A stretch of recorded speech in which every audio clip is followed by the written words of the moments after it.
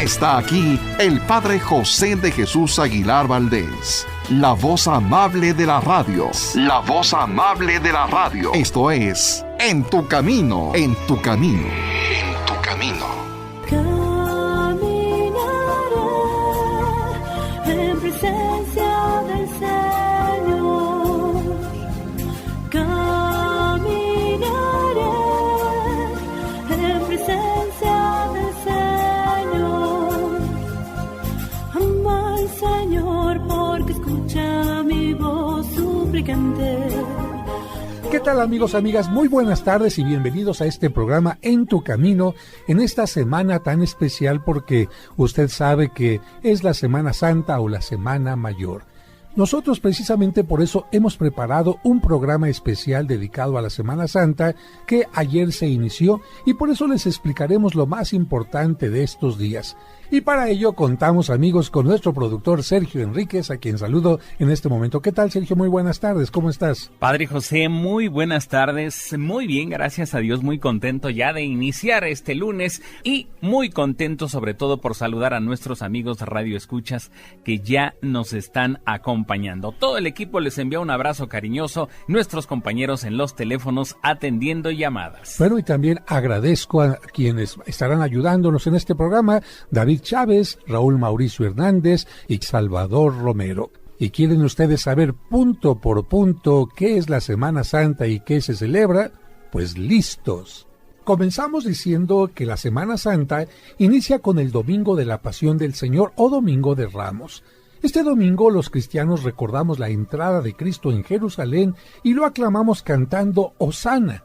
Por ello nuestras palmas son signo de que reconocemos a Jesucristo como Hijo de Dios, lo aceptamos en nuestra vida y nos comprometemos con Él a construir su reino. Sin embargo, hay un contraste muy fuerte. Así es, la misa de ayer tuvo dos aspectos contrastantes. Por una parte, la celebración comenzó con la alegría y la aclamación con palmas, pero por otra parte se leyó la lectura de la Pasión con la que se anuncia lo que celebraremos en estos días santos.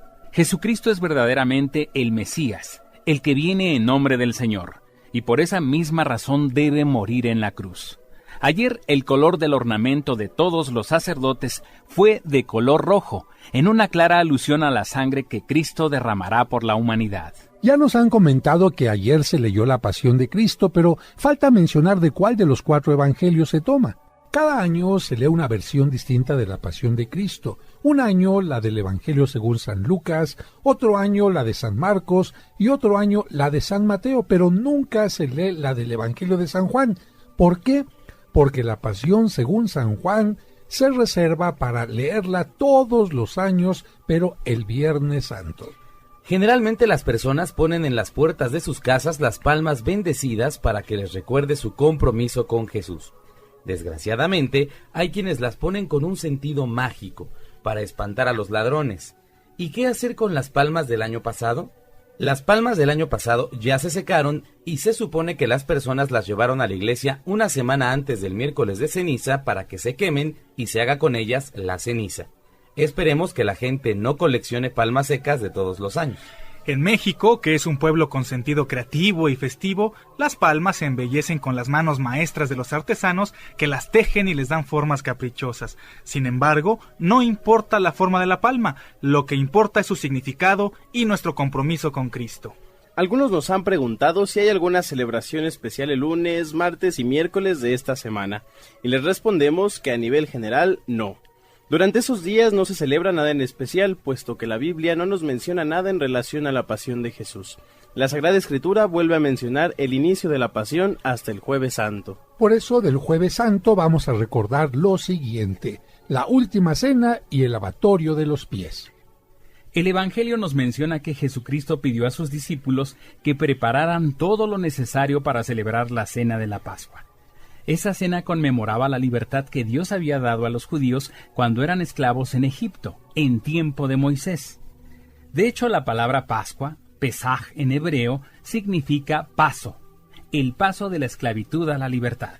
Pero antes de darles la libertad, Dios le pidió a Moisés que cada familia sacrificara un cordero sin defecto y que lo comieran asado, junto con pan sin levadura. Después de esa cena, Dios los sacó de Egipto y les dio la libertad. Por eso, cada año, el pueblo judío celebraba su independencia, la Pascua, con una cena ritual. ¿Y por qué tuvieron que comer pan sin levadura? Bueno, porque tenían que salir deprisa y no tenían tiempo para que la levadura hiciera que la masa se esponjara. Por esa razón, en la celebración de la Pascua se comía pan ácimo o pan sin levadura, del mismo material del que están hechas nuestras hostias, es decir, solo agua y harina. Jesús celebró esta cena de Pascua en Jerusalén, en compañía de sus discípulos, en un piso alto, es decir, en un primer piso, en un salón que hoy conocemos con el nombre de cenáculo, que significa lugar de la cena. ¿Y por qué el lavatorio de los pies? Ese ritual que formaba parte de la cena de Pascua surgió de alguna manera de las necesidades de higiene necesaria para las comidas y para la comodidad en los días de fiesta. Y es que hay que recordar que el calzado de la gente de aquel tiempo era generalmente la sandalia, por lo que sus pies se ensuciaban fácilmente con la arena del camino. Si a esto le añadimos el sudor y el mal olor de los pies, podremos comprender que no era nada agradable sentarse a comer o a cenar en estas circunstancias con los pies sudorosos. Por eso era norma y costumbre entre los judíos ofrecer a los invitados a las comidas una jofaina con agua para que refrescaran y purificaran sus pies.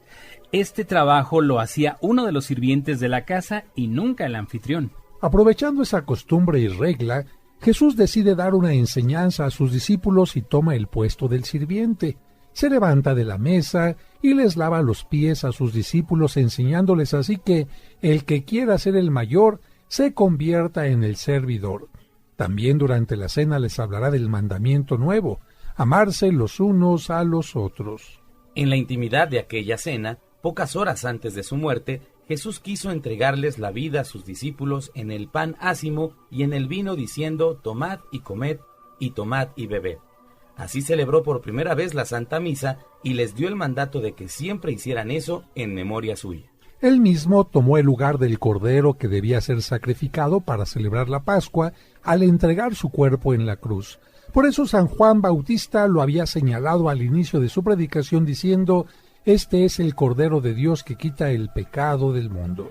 Así que la Iglesia y todos nosotros celebramos el Jueves Santo, el gran regalo que Cristo nos dejó, su cuerpo y su sangre entregados por nosotros en la Eucaristía. Bueno, y mucha gente no sabe por qué ese día es el día del sacerdote, pero ahora se los vamos a decir. El Jueves Santo es el día del sacerdocio porque es el día en que Jesucristo pidió a sus apóstoles que celebraran la Eucaristía o misa en memoria suya. Desde entonces los sacerdotes celebran la Eucaristía en memoria de Cristo. Así que el Jueves Santo es un día de fiesta, no de ayuno ni abstinencia, porque Cristo nos dejó como regalo la misa. Y también es día de los sacerdotes. No se les olvide felicitar al padre de su parroquia, y como aún falta mucho por explicar, vamos a continuar diciendo qué pasó después de la última cena.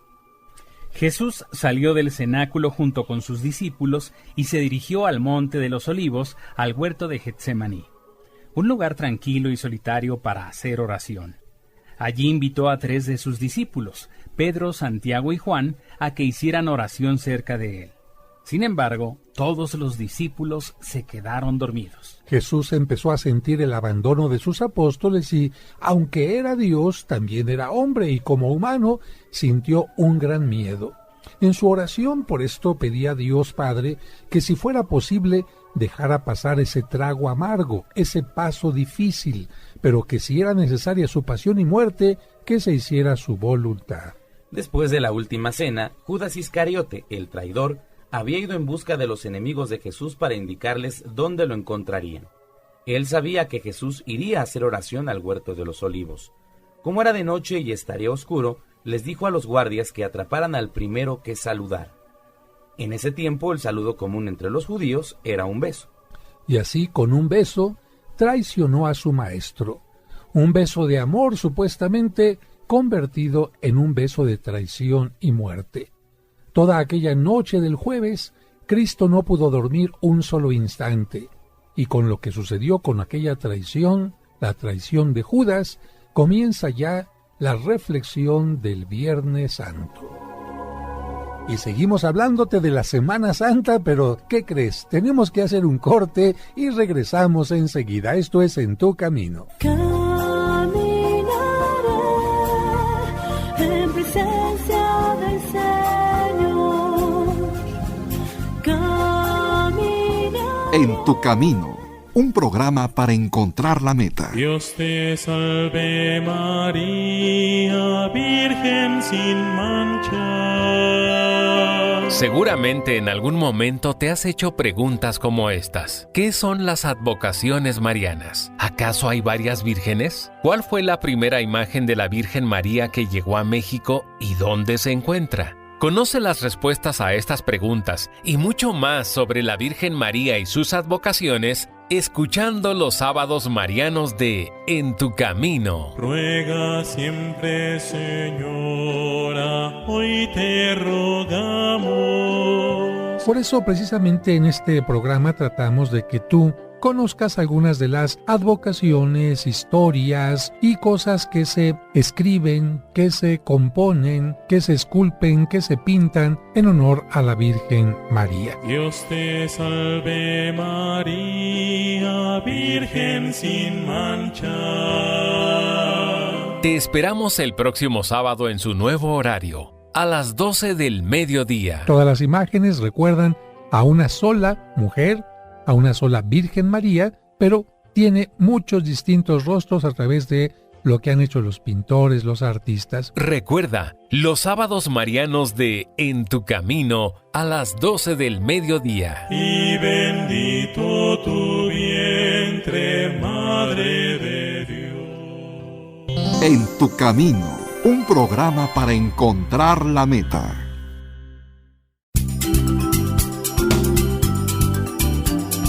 Estás escuchando En tu camino. En tu camino. Con el Padre José de Jesús Aguilar Valdés, la voz amable de la radio. En tu camino, un programa para encontrar la meta.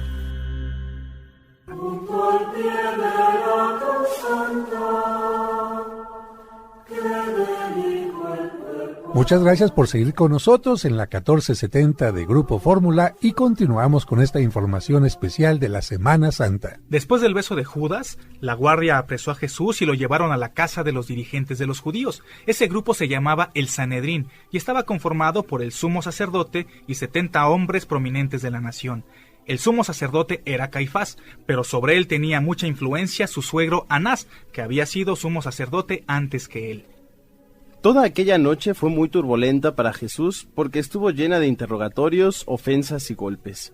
El Sanedrín le hizo un juicio muy severo y lo consideraron peligroso para el pueblo, por lo que decidieron llevarlo a Pilato para que lo condenara a la pena máxima. Y así, el viernes muy temprano, para que el pueblo no se enterara, se presentaron con el acusado en el pretorio, lugar del gobernante romano. Todo esto que les hemos contado, amigos, tiene una manera de celebrarse o recordarse. Por eso, el Jueves Santo se lleva a cabo en las iglesias la misa de la institución de la Eucaristía, en donde cada sacerdote lava los pies a 12 personas.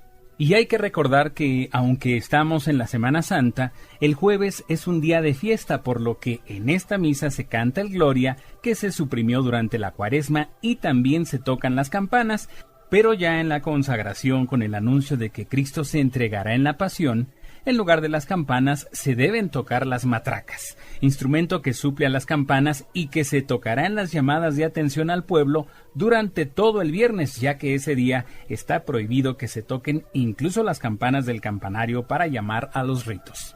Precisamente por esta norma, afuera de muchas iglesias es común ver que se venden las tradicionales matracas. Después de la celebración de la misa, las hostias consagradas se depositan en un lugar especial llamado popularmente monumento, porque es una forma de recordar que un Jueves Santo, Cristo anunció que permanecería con nosotros a través del Santísimo Sacramento. Por eso el monumento se adorna con mucho esmero, con cortinas, flores, veladoras, luces, imágenes de ángeles e incluso en algunos lugares fuentes para que los creyentes hagan oración de acción de gracias a Cristo presente en la Eucaristía. Pero antes de guardar las hostias en el monumento, si las circunstancias lo permiten, después de la misa se realiza una procesión. Y ahora explicaremos cómo se inició la costumbre de visitar 7 iglesias.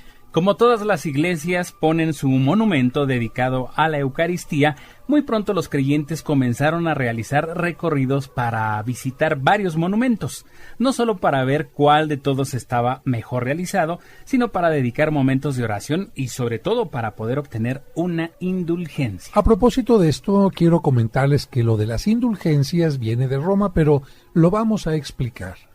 Los peregrinos que visitaban Roma tenían la costumbre de visitar las 7 basílicas o iglesias más importantes de la ciudad y con ello se les concedía la indulgencia, que en forma sencilla de explicar es hacer buenas acciones u obras piadosas para borrar las malas. Por ejemplo, si una persona dejó de hacer oración, le dedica tiempo a la oración al Santísimo, o si a una persona le daba flojera ir al templo, dedica tiempo a una peregrinación o visita a santuarios, etc. Pues los peregrinos de Roma obtenían esa indulgencia, y más tarde esa indulgencia la pudieron obtener quienes en cualquier parte del mundo visitaran 7 iglesias o altares distintos. Con el tiempo a estas 7 visitas se les añadió una intención piadosa. ¿Cuál era esta intención? Acompañar espiritualmente a Jesucristo en sus momentos difíciles antes de ser condenado a muerte. Así surgieron estas 7 visitas, 7 etapas o 7 estaciones. La primera etapa o primera estación va del cenáculo al Monte de los Olivos. La segunda, del Huerto de los Olivos a la casa de Anás. La tercera, de la casa de Anás a la del sumo sacerdote Caifás. La cuarta, de la casa de Caifás al pretorio de Pilato. La quinta, de la casa de Pilato ante el rey Herodes. La sexta, del encuentro con Herodes de regreso a Pilato, y la séptima y última, de la casa de Pilato al Calvario. ¿Pero es realmente necesario visitar 7 iglesias? Creo que si entendemos la intención podremos decir que no, especialmente cuando las personas no pueden caminar mucho por la edad, por enfermedad o porque las iglesias quedan muy lejos una de otra. Pueden hacer menos visitas o, como algunos le hacen, entran y salen del mismo lugar 7 veces con la intención de ganar la indulgencia, o permanecen un tiempo largo en el mismo lugar. Lo importante es estar un momento importante frente al Santísimo Sacramento. Pero para quien puede caminar puede resultar muy benéfico e incluso agradable visitar 7 iglesias distintas. En esta ciudad muchas personas aprovechan para conocer rumbos como el Centro Histórico, Coyoacán o Xochimilco. Y muchos que salen en la Semana Santa aprovechan para visitar y conocer las iglesias más bellas en lugares como Puebla, Querétaro, Oaxaca, Zacatecas, entre otras. El recorrido más clásico en el centro de la Ciudad de México es iniciar con la iglesia de San Bernardo en la calle de 20 de noviembre y Venustiano Carranza. Es una iglesia pequeñita pero muy bella. Luego se cruza el Zócalo para llegar al Sagrario Metropolitano, que está pegadito a la derecha de la catedral. Después se entra a la catedral, después se visita la iglesia de Santo Domingo, que está justo junto al portal de Santo Domingo.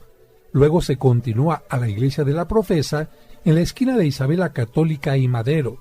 Se camina después por Madero, ahora una calle peatonal, hasta llegar a la iglesia de San Felipe de Jesús, que es un templo expiatorio bellísimo, y se termina en la gran iglesia de San Francisco de Asís, que está a un lado de la Torre Latinoamericana.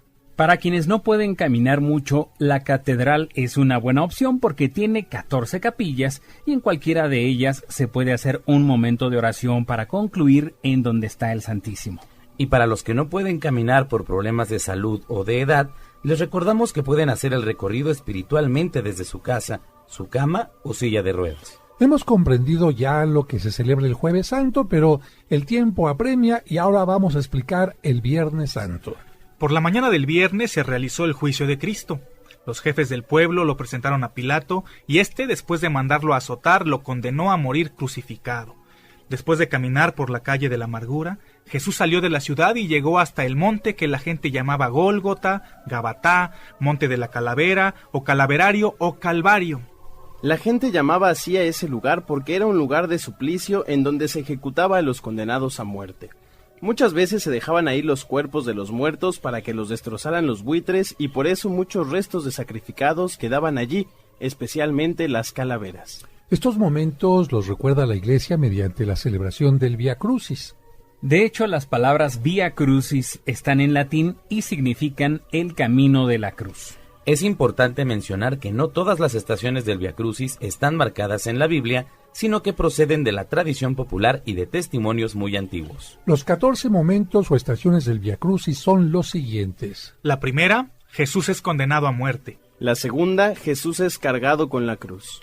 La tercera, Jesús cae por primera vez. La cuarta, Jesús encuentra a su madre en la calle de la amargura. En la quinta estación, Simón Cireneo ayuda a Jesús a llevar la cruz. La sexta estación, la Verónica enjuga el rostro de Jesús. La séptima, Jesús cae por segunda vez. La octava, Jesús consuela a las mujeres de Jerusalén. Novena, Jesús cae por tercera vez. La décima, Jesús es despojado de sus vestiduras. La 11ª, Jesús es clavado en la cruz. La 12ª, Jesús muere en la cruz. En la 13ª, Jesús es bajado de la cruz. Y por último, en la 14ª, Jesús es llevado al sepulcro. En algunos lugares al Vía Crucis se le añade el arte del teatro y se hace con la representación de la pasión de Cristo. Recordemos que nuestro Señor Jesucristo fue crucificado hacia las 12 del día y permaneció en el suplicio hasta las 3 de la tarde, hora en que murió. Por eso es común que en muchas partes, hacia las 12 del día, se lleve a cabo una celebración que recuerda las últimas 7 palabras de Cristo. Estas palabras están tomadas no de solo uno, sino de los 4 evangelios. Durante las 3 horas que estuvo crucificado Jesucristo, tuvo graves problemas para respirar, por lo que casi no podía hablar. Estas 7 palabras son sus últimas palabras. La primera palabra fue: Padre, perdónalos porque no saben lo que hacen. Esta palabra nos recuerda cómo muchas veces los humanos no tomamos conciencia del mal que hacemos y la gran comprensión que Dios nos tiene. La segunda palabra fue: en verdad te digo, hoy estarás conmigo en el paraíso. Y se refiere al momento en que uno de los ladrones crucificados junto a él se arrepiente. Esto nos muestra que nuestro arrepentimiento siempre nos lleva al perdón de Dios. La tercera palabra nos recuerda que la Virgen María y San Juan estaban junto a la cruz acompañando a Jesús. Como Jesús no tenía ningún hermano que se encargara de cuidar a su madre, la dejará bajo el cuidado del apóstol. Pero también algo hermoso es que Cristo sabía que el amor de su madre era inmenso y lo podía compartir con toda la humanidad. Por eso le dice a María que San Juan y todos nosotros seremos sus hijos. Así, la tercera palabra fue: Hijo, he ahí a tu madre. Madre, he ahí a tu hijo. Antes de hablar de la cuarta palabra, quiero decirles que la Biblia nos ofrece una gran cantidad de oraciones para todo tipo de momentos, para la alegría y la tristeza, para cuando todo va bien y para cuando tenemos desconsuelo. Estas oraciones son los salmos. Cuando los judíos se sentían tristes, utilizaban un salmo que dice: Dios mío, ¿por qué me has abandonado?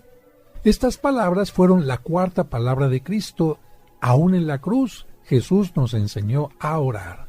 La siguiente palabra fue: tengo sed. Imagínense, amigos, que nuestro Señor no pudo dormir en toda la noche y no le ofrecieron en ningún momento un vaso de agua. La gente podía vivir varios días sin alimento, pero sin agua no. Jesús sufrió mucha sed y le ofrecieron vinagre. Él también tiene sed de ver nuestras buenas obras, pero a veces le ofrecemos obras no tan buenas, avinagradas. Vamos a continuar hablando sobre la Semana Santa, pero tenemos que ir a un breve corte. No le cambies porque esto se está poniendo muy interesante. Regresamos enseguida. En tu camino. Y codo a codo junto a ti, remé en mi barca. Rápidamente les explico qué son las misas gregorianas. Las misas gregorianas es una misa diaria que se aplica por los difuntos durante todo un mes sin absolutamente ninguna interrupción. Estas misas lamentablemente no se pueden llevar a cabo en todas las parroquias porque, en general, los párrocos tienen un día de descanso y algunas parroquias cierran algunos días. Solamente en las parroquias que no tienen ningún día que se cierre se pueden llevar a cabo las misas gregorianas, como en la parroquia de San Cosme, donde está un servidor. Así que estas son las misas gregorianas. Se pide un donativo pequeño para que la parroquia también pueda tener fondos y también pueda llevar a cabo los trabajos de restauración. ¿Quieren mayor información? Bueno, ¿quieres anotar a tu difunto? Puedes marcar a este teléfono que también es WhatsApp, 55 55 66 5555-7744. Te lo repito nuevamente, 55-66-7744. Y este otro teléfono también es WhatsApp, es 55-5705-5939. 55-5705-5939. Pesque en abundancia.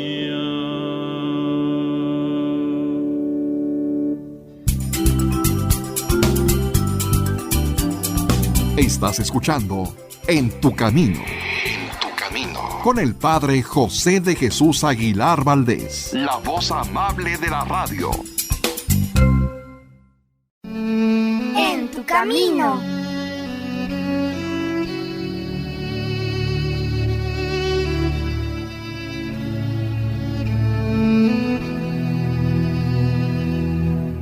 Señor, dicen que el lunes ni las gallinas ponen, pero estoy seguro que esa frase la inventaron los que buscan pretextos para no cumplir con su responsabilidad. Ayúdanos a comenzar la semana con ánimo para contagiar con nuestro entusiasmo a los demás.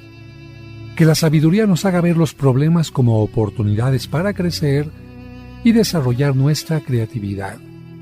Después de todo, nosotros somos algo más que gallinas. Amén.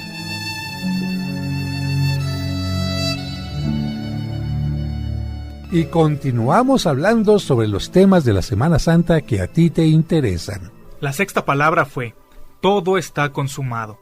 Con esta palabra descubrimos que Cristo hizo todo lo que tenía que hacer en el mundo. Se solidarizó con la humanidad, predicó el Evangelio, se acercó a los más pobres y necesitados, mostró su poder con los milagros y se entregó al extremo por todos en su pasión. Ojalá que todos nosotros en el momento de nuestra muerte pudiéramos decir lo mismo: todo está cumplido. La séptima y última palabra fue: Padre, en tus manos encomiendo mi espíritu. Con estas palabras, Jesús entrega a su Padre el Espíritu y muere. Dios regresará a su Hijo este Espíritu el día de la resurrección, pero vamos a continuar con lo que sucedió el Viernes Santo. José de Arimatea, un personaje rico que se había hecho discípulo de Cristo, hizo los trámites para poder bajar el cuerpo de Jesús, y con la ayuda de Nicodemo, el apóstol San Juan y algunas otras personas cercanas, condujeron al atardecer el cuerpo de Cristo al sepulcro. Según las normas judías de la Pascua, no era posible trabajar, por lo que no hubo tiempo para que las mujeres embalsamaran el cuerpo de Jesús. Tendrían que esperar al domingo para regresar con los bálsamos de mirra. Durante el Viernes Santo, la Iglesia hace un homenaje a la Virgen María que nos enseña a permanecer fuertes ante el dolor. En muchas partes del mundo se hacen procesiones con imágenes de la Virgen María, o también se hace la procesión del silencio. También en muchas iglesias se realiza una celebración llamada el Pésame a la Virgen, pero vamos a hacer una síntesis de lo que se hace el viernes en las iglesias. Así es, vamos a ver puntualmente cuáles son las normas y celebraciones del Viernes Santo. Comenzamos diciendo que el Viernes Santo es día de ayuno, abstinencia y el único día en que no se celebra misa, porque la iglesia está de luto por la muerte de Cristo. Desde tiempos remotos la Iglesia ha invitado a los cristianos a guardar abstinencia todos los viernes del año, especialmente los de Cuaresma, para recordar siempre el sacrificio de Cristo. En este día, los altares de las iglesias están desnudos, sin flores e incluso no se tocan las campanas. En su lugar, la Iglesia inventó el uso de la matraca para acompañar las procesiones o hacer el llamado a las celebraciones. El Viernes Santo la reflexión se centra en la pasión que se presenta en la lectura de la pasión del Evangelio de San Juan, que se realiza durante la celebración vespertina, o bien en otras formas populares como son el Vía Crucis, representación de la pasión, el Sermón de las 7 Palabras, etc. En algunos lugares se realiza la procesión del silencio. En esta procesión pueden ser llevadas imágenes de Cristo Nazareno, Cristo cargando la cruz, la Virgen de los Dolores, de la Virgen de la Soledad, etc. Imágenes que también se exponen a veneración en este día. Un ejemplo de esto son las magníficas procesiones que se hacen en lugares como Sevilla, allá en España, donde hay un grupo de personas que sacan a las imágenes en andas, con grandes cirios, con grandes imágenes de tipo barroco o incluso con algunos encapuchados que representan de alguna manera la vergüenza por los pecados. Y ahora vamos a hablar sobre algunos signos especiales de la Semana Santa como la manzanilla, el romero y otras cosas. El Domingo de Ramos y el Jueves Santo llama la atención que en las iglesias haya también algunas hierbas aromáticas. ¿Pero por qué? Debemos tomar en cuenta que en esos días santos se recuerda la salvación, por lo que desde la Edad Media y antes se solía poner a las palmas algunas hierbas olorosas o medicinales como manzanilla, romero, menta, etc., como signos de salud corporal y espiritual. También el Jueves Santo se ofrece a los peregrinos este tipo de plantas medicinales para que, al llegar a casa, los tomen como alivio a su caminar. Pero hay otro elemento presente en la Semana Santa, y es que para que las personas puedan recordar fácilmente que el Jueves Santo Cristo quiso quedarse para siempre en la Eucaristía mediante la apariencia de un sencillo pan, en las iglesias se ofrece pan bendito. La mayoría de los católicos debemos participar comulgando y dando gracias a Dios por el pan y el vino consagrados. Pero para los niños que aún no pueden comulgar porque no han hecho la primera comunión, o a quienes no se prepararon para comulgar, se les ofrece pan bendito. Para aquellas personas que tienen una situación particular, como por ejemplo los divorciados que no pueden comulgar sacramentalmente, pueden a través de el pan bendito y una oración hacer la comunión espiritual. Así que, amigos, amigas, aquí están los temas más importantes de estos días de Semana Santa, incluyendo los signos más populares como son las palmas, como son las matracas, como es el monumento, la visita de las 7 casas, como es también el pan bendito, el romero y la manzanilla. Y a propósito del tiempo de Semana Santa, surgen también algunas otras preguntas que podrían ser de cultura general y que no siempre nos han respondido nuestros papás cuando les preguntamos, o quizás algún sacerdote, como por ejemplo, Raúl, cuando tú eras niño te explicaron a ti qué significaban estas 4 letras que aparecen en la parte superior de los crucifijos, que son la letra I-N-R-I, INRI. De pequeño uno decía, ¿qué será INRI, no? Y no sabía uno de qué se trataba. ¿A ti te explicaron alguna vez esto? Pues si me lo llegaron a explicar, no lo recuerdo, padre, honestamente. Yo ya después lo supe a partir de pues que yo me metí a investigar. Fíjate que nos dice el Evangelio que cuando Pilato mandó crucificar a Cristo, tenía que poner en la cruz la causa de la crucifixión. Porque hay que recordar que si se colgaba al condenado, era para que todos los que pasaban por ahí, y era cerca de una puerta, la puerta judiciaria de Jerusalén, todos los que iban llegando a Jerusalén por ahí, vieran al condenado y dijeran, ahí está el letrero, ¿por qué lo crucificaron? Por lo tanto, yo no quiero que me vaya a pasar lo mismo. Y Pilato puso, Jesús de Nazaret, rey de los judíos. Y esa es la inscripción exactamente que tenía la cruz. Iesus Nazarenus Rex Iudeorum, de tal manera que la inscripción en latín, porque era el idioma en que los romanos se expresaban, da origen a las 4 iniciales. Como los pintores tenían problemas para poner una letra o una palabra tan grande en un pedacito de pintura, decían, pues en lugar de poner Iesus, pongo la I. Nazarenus, pongo la N. Rex, pongo la R, y Iudeorum, pongo la I, y de esa manera queda la forma INRI. Y a esto se le llama el titulum crucis, es decir, el título que llevaba la cruz, que por cierto, amigos, amigas, un fragmento de esta inscripción se encontró, ¿verdad, David? Sí, efectivamente, en las excavaciones que hizo Santa Elena, en la zona de donde ahora se encuentra el Santo Sepulcro en Jerusalén, allá por el año 300 y algo, se hicieron algunas excavaciones y se encontraron diversos maderos de las cruces, de los diferentes crucificados que hubo en ese tiempo, y cercano a estas cruces estaba este letrero, el Titulum Crucis. Que se encuentra en una forma maravillosa, un fragmento en la Basílica de la Santa Cruz en Roma, donde David y un servidor estuvimos en la última peregrinación a los santuarios. Es precisamente ahí en Roma donde se encuentra el fragmento más grande de la cruz de Cristo, se encuentra este Titulum Crucis y otras reliquias que realmente se queda uno impresionado en una basílica que tiene un nombre muy particular porque se llama la Basílica de la Santa Cruz en Jerusalén. Y uno diría, oiga padre, ¿por qué se llama la Basílica de la Santa Cruz en Jerusalén si yo estoy aquí en Roma, a unos pasos de la Basílica de San Juan de Letrán, a unos cuantos pasos de lo que se llama la Escalera Santa o de la iglesia de Santa María la Mayor? ¿Saben por qué?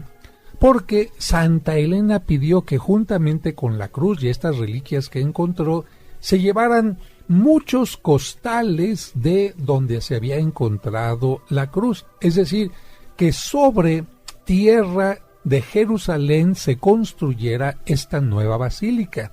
De tal manera que, si ponemos atención, en los cimientos se llenó totalmente de tierra de Jerusalén y por eso se llama la Basílica de la Santa Cruz en Jerusalén. Y hay que poner mucha atención, amigos, porque de repente hay quien malinterpreta estas cosas y quiere hacer cosas como las del Código Da Vinci, inventando cosas falsas. Y fíjese que los masones a estas 4 letras INRI le dan una interpretación totalmente distinta. Ellos dicen que la I significa igne, la N significa natura, la R renovatur y la última I íntegra, que significaría ya de esta manera igne natura renovatur íntegra, por el fuego se renueva completamente la naturaleza. Bueno, pues cuando se trata de inventar cosas, pues se inventan cosas, ¿no?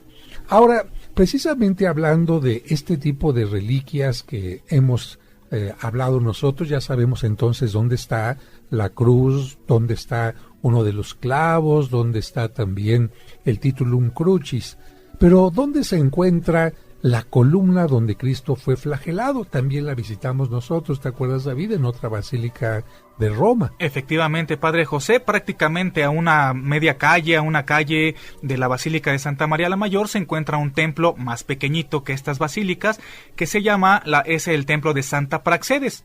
Y en una de las capillitas de este templo está justamente expuesta y ahí se venera la columna de la flagelación. Una basílica muy hermosa que se hizo precisamente para conservar esta columna que, bueno, por generaciones y generaciones es visitada por la gente que quiere recordar esos momentos donde Cristo fue flagelado.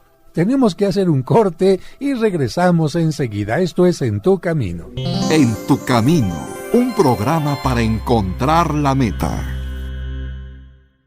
¿Sabías que mediante una pequeña lectura que hagas cada día durante un año, habrás comprendido qué es la Biblia y cómo se formó? Además, conocerás el origen del pueblo judío, cuál es el sentido de los 10 mandamientos. Sabrás también cuáles son los libros sapienciales. Conocerás la relación entre el Antiguo y el Nuevo Testamento. Además, cuáles fueron las palabras de Jesucristo y muchos temas más. 365 días para acercarse a Dios.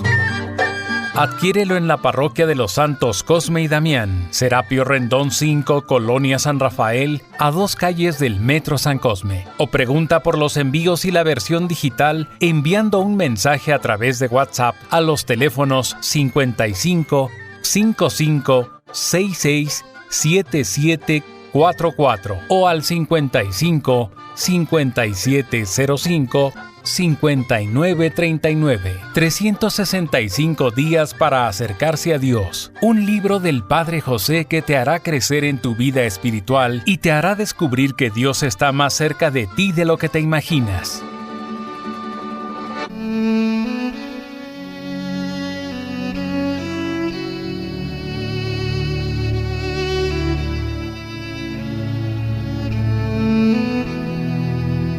Plegaria antigua para los enfermos. Te rogamos, ordenador, Señor, artífice del cuerpo y creador del alma, tú que hiciste al hombre, tú que administras, gobiernas y salvas a todo el género humano. Tú que reconcilias y aplacas, por bondad tuya, sénos propicio. Señor, socorre y cura a todos los enfermos, y permite que se levanten los yacentes. Glorifica tu santo nombre por medio de tu único Hijo Jesucristo, que por él te alcancen la gloria y el poder en el Espíritu Santo, ahora y por los siglos de los siglos. Amén.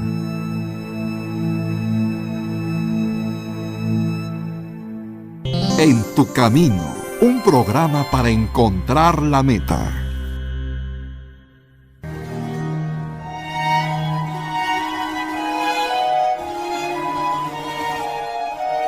Muchas gracias por seguir con nosotros en la 1470 de Grupo Fórmula y continuamos con esta información especial de la Semana Santa.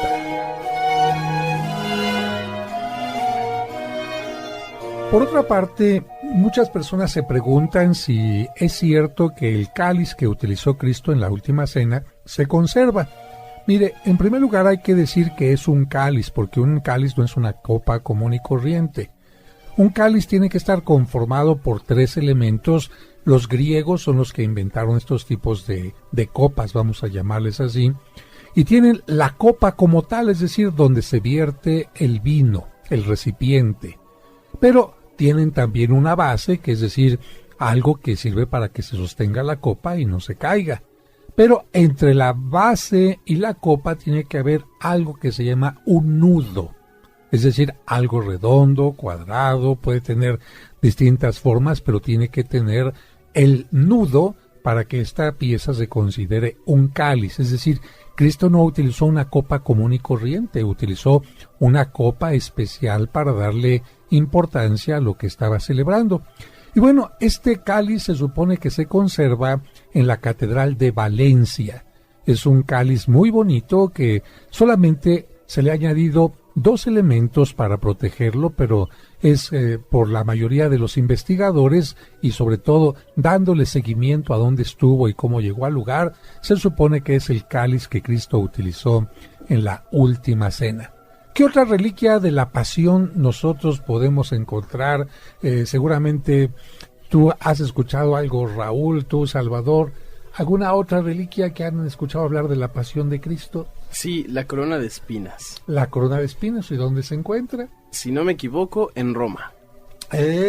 Ahí sí te falló. ¿Dónde está, David? Bueno, la corona de espinas, la mayor parte de la corona de espinas, porque también hay que recordar que varias espinas de esta corona se han distribuido en diversas basílicas del mundo, pero la mayor parte de la corona se encuentra en la Catedral de Notre Dame en París. Efectivamente, fue el rey, San Luis, rey de Francia, quien consiguió esta corona y la mandó poner primero en su palacio, en una capilla que se llama la Sainte-Chapelle, que es una de las joyas de arte gótico en el mundo porque tiene los vitrales más hermosísimos. Cuando entra uno a este lugar, haga de cuenta que entra a un relicario hecho totalmente en cristal.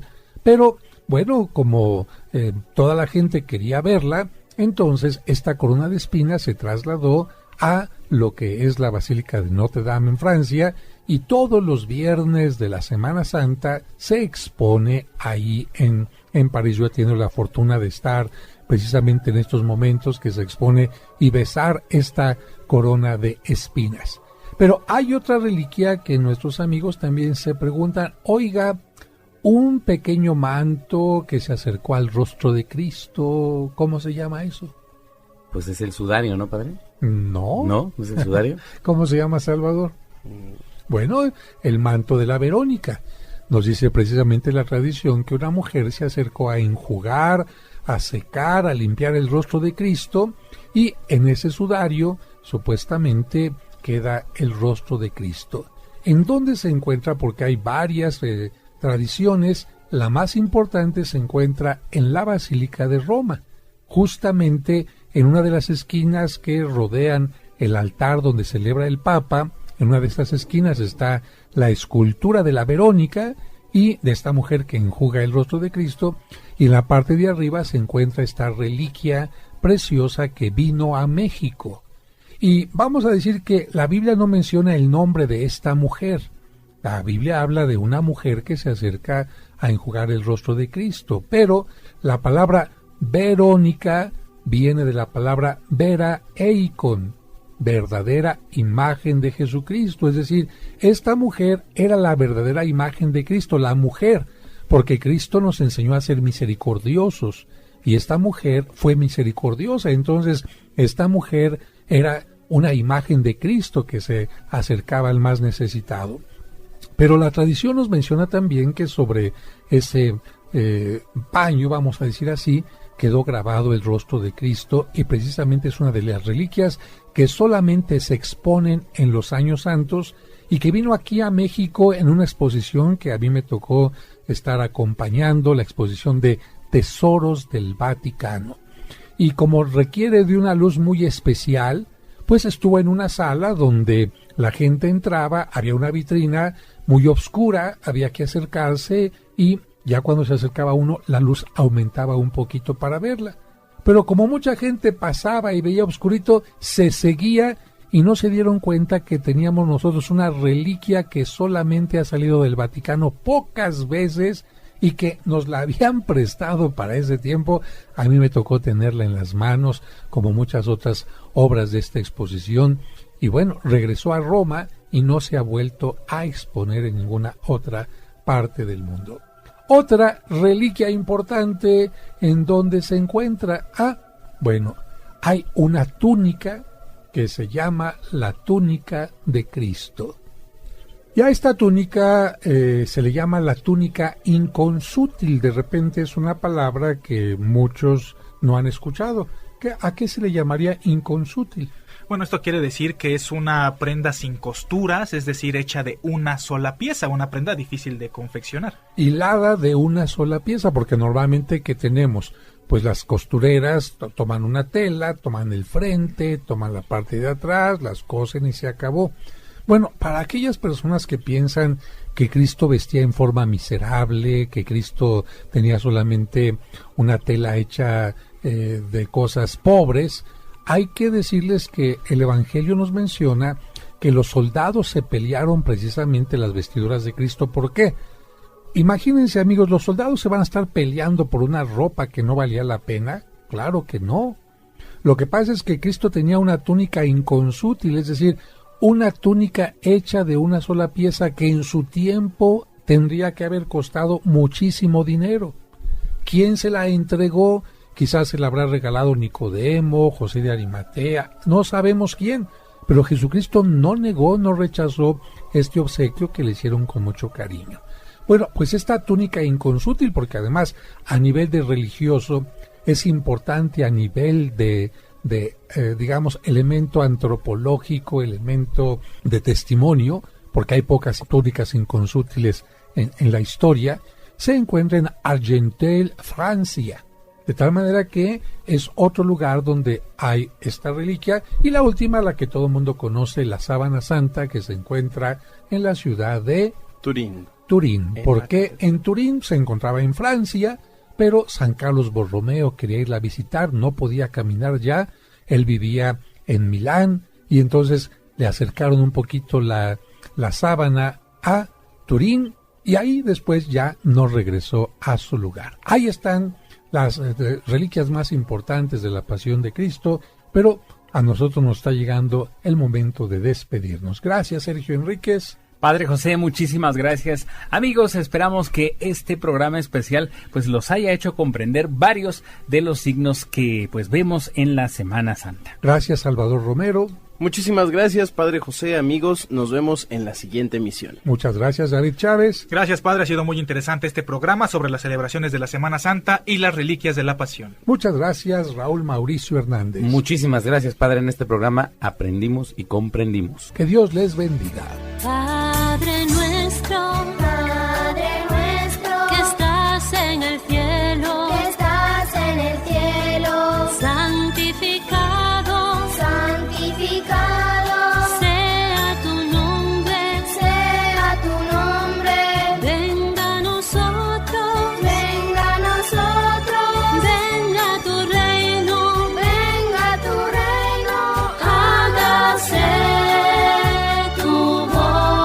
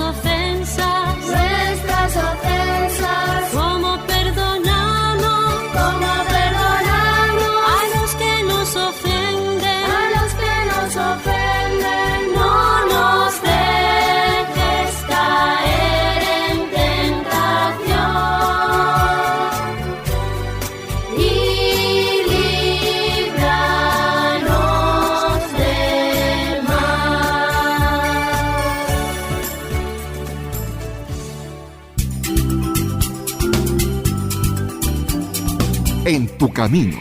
En tu camino. Con el Padre José de Jesús Aguilar Valdés. La voz amable de la radio. En tu camino. Un programa para encontrar la meta.